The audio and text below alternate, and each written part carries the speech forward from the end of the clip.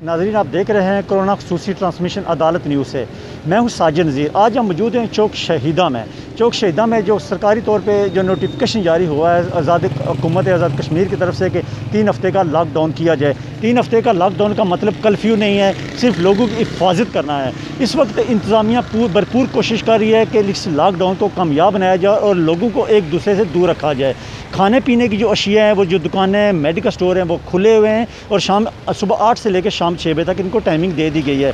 इस वक्त हम देख सकते हैं कि चौक शहीदा के अंदर जो भी गाड़ी आती है उसको चेक किया जाता है और जिस गाड़ी के अंदर 3 से 4 लोग हैं उनको सिंगल करके वापस भेजा जा रहा है ताकि खुदा न खास्ता किसी के अंदर दूसरे इंसान के अंदर बीमारी ना फैले।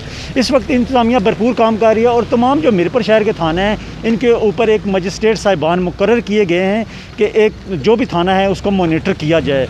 तो चौक शहीदा में ख़ास कर मना किया गया है, तमाम मीरपुर आज़ाद कश्मीर में मना किया गया है कि बच्चे, बूढ़े और ख़वातीन अपने घरों के अंदर रहें और महफूज रहें और अपनी सफाई सुथराई का ख्याल रखें। हुकूमत आज़ाद कश्मीर की तरफ से सख्त इंतज़ाम किए गए हैं कि जो भी लॉकडाउन है इसको कामयाब बनाया जाए और खुदा न खास्ता मीरपुर शहर में ऐसी बीमारी का फैलाव ना हो और इसको कंट्रोल किया जाए।